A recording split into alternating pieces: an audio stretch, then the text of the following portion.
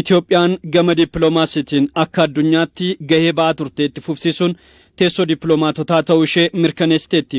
Itoophiyaan bara 2010 irraa eegaluudhaan dippiloomaasii kallattii lamaan mul'atu taasisaa turte. Kan jalqabaa dippiloomaasii injifannoon guutamee fi hariiroo biyyoota garaagaraa wajjin qabaachuudhaaf milkiidhaan xumurame yoo ta'u, inni biroon ammoo dippiloomaasii qormaata ciccimaadhaan guutamedha. Adeemsi dippiloomaasii biyyattiin amma ittiin adeemaa jirtu biyyoota ollaatiif dursa kan kennudha. Kanaafis yeroo baay'ee Itoophiyaan rakkoon kamiyyuu yoo mudates ta'e fedhii addaa yoo qabaatte dursa biyyoota ollaa wajjin kan mari'attudha. Dursas kan kennituuf isaaniif. Kanaafis seeronni biyyoota ollaa waliin hariiroo jiru cimsuu danda'an irra deebiidhaan yeroo garaagaraatti sirreeffamaniiru. Lammiileen Itoophiyaa tokkummaadhaan ijaaraa kan jiran hidhi haaromsa Itoophiyaa yeroo ammaa sadarkaa boonsaa irra ga'e kun hojiilee dippiloomaasii qormaata ciccimoo keessa darbeeti.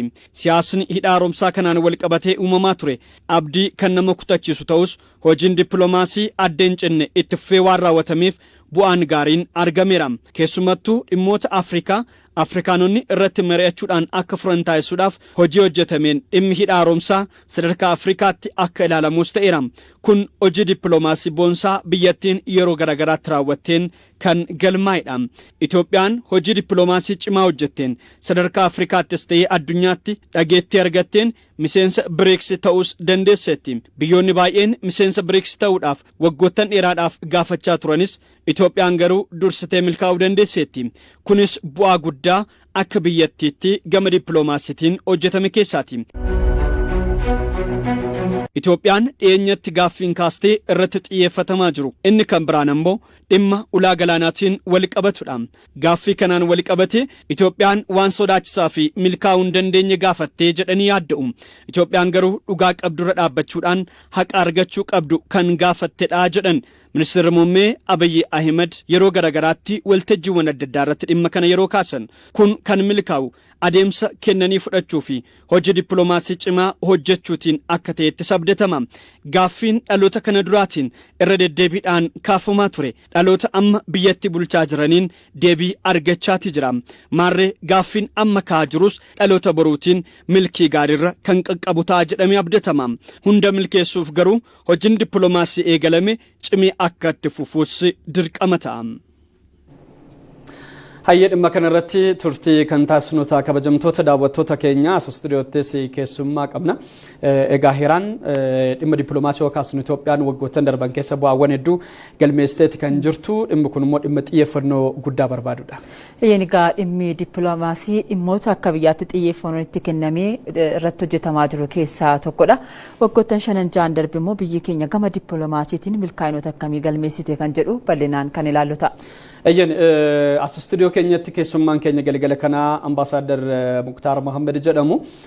Muktaar Mohammed Waareeti isaan Aljeeriyaatti ambaasaadara Itoophiyaati. Isaa wajjiniin turtii kan taasisnu ta'a. Baga nagaan dhuftan ambaasaadar. Baga nagaan weedda.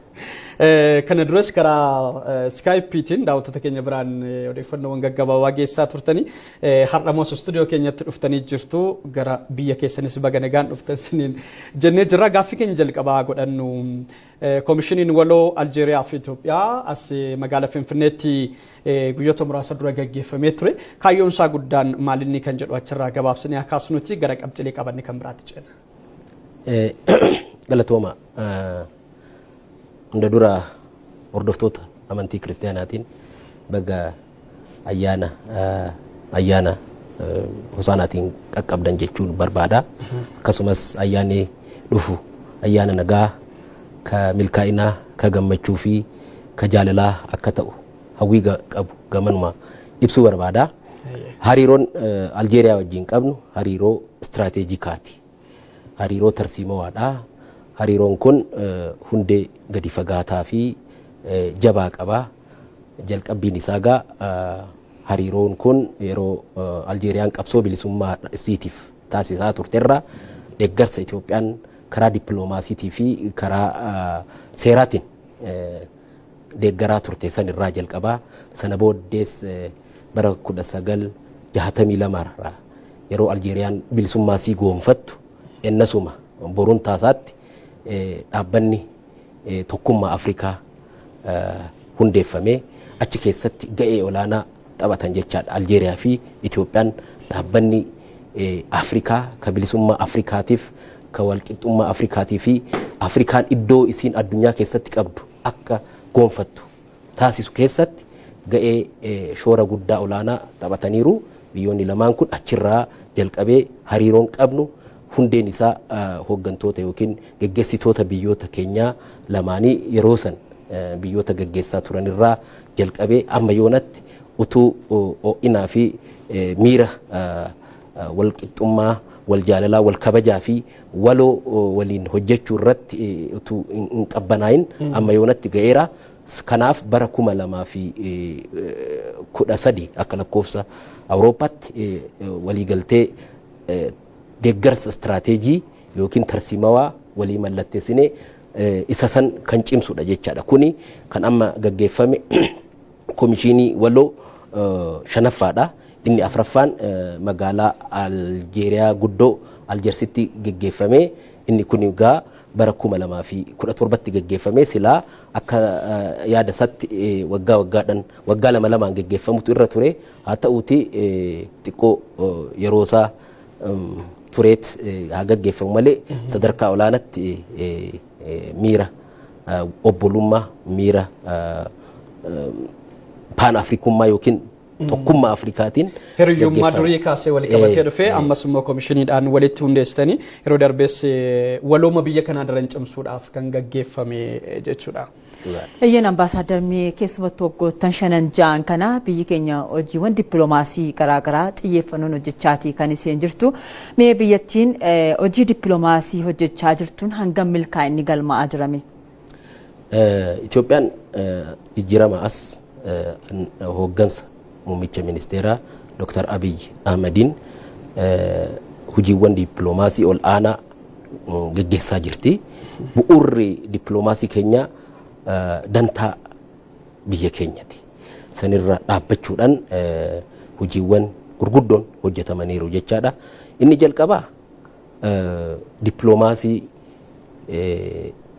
walqixxummaa kabajaa fi dantaa biyyattii mirkaneessu gaggeessudha jechaadha. Gama kanaan keessumattuu dhaabbata idil addunyaa adda addaa keessatti qooda Itoophiyaan qabdu guddisuudhaan akkasumatti dhaabbilee idil addunyaa biroo keessatti illee seenuudhaan kan akka BRICS akkasumatti biyyoota ollaa wajjin hariiroo yeroo tokko tokko shakkii qabu hundumaa balleessuudhaan hariiroo dippiloomaasii dursa biyyaa olloota biyyaatiif kennu irratti xiyyeeffannaa godhuudhaan hojiin hojjetame guddaadha. Sanii alatti immoo dippiloomaasii kabaja lammiilee mirkaneessu. Kuni jijjiirama guddaa karaa dippiloomaasii biyya keenyaatiin mirkanaa'edha.